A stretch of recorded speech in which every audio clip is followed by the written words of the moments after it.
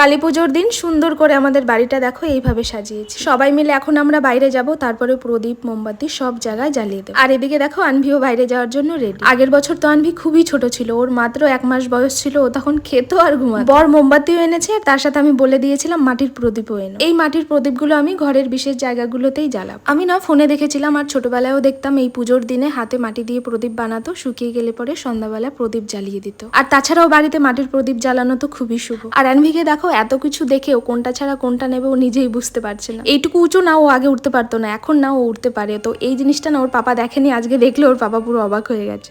আজকের দিনটা আমার কাছে খুবই স্পেশাল, কারণ আনভি দেখো একটু একটু করে দুষ্টুমি করছে, আবার আমি প্রদীপ দিচ্ছি সেগুলো দেখছে, নোটিস করছে, আবার নিজেই একা একা খুশিও হয়ে যাচ্ছে। সামনের বছর ও হয়তো আরেকটু বড় হয়ে যাবে, কিন্তু এই বছরটা না সত্যি আমার কাছে খুব আনন্দের। চলো তোমাদের দেখাই, সারা বাড়ি আমি মোমবাতি জ্বালিয়ে দিয়েছি, এখন দেখতে কেমন লাগছে। কিন্তু এখনো না আমার একটা ইচ্ছে পূরণ হলো না জানো তো, সেটা হলো সাইডের সামনে পুরো বাড়িটা আমি লাইটিং লাগিয়ে দেবো। বরকে বলি, বর বলে এই বছর না সামনে বছর লাগিয়ে। আর ওরকম লাইটিং গুলো না দোতলা বাড়িতেই আরো বেশি সুন্দর লাগে। আর আমার বরের ইচ্ছা যেদিন দোতলা বাড়ি হবে সেই দিনই ও ওরকম লাইটিং লাগাবে। আর সিম্বাকে দেখো ওর কি সাহস, ও কোনো কিছুতে ভয় পায় না, সব কিছুতে ওর মাতব্বরি, ও এই ঝাউ গাছগুলো ধরতে পারে। তারপরে সন্ধ্যাবেলায় বাড়িতে প্রদীপ মোমবাতি বাজি ফাটিয়ে আমরা চলে গেছিলাম মন্দিরে। আর অ্যানিভার্সারির গিফট আমি তোমাদের দেখাবো পরের ভিডিওতে।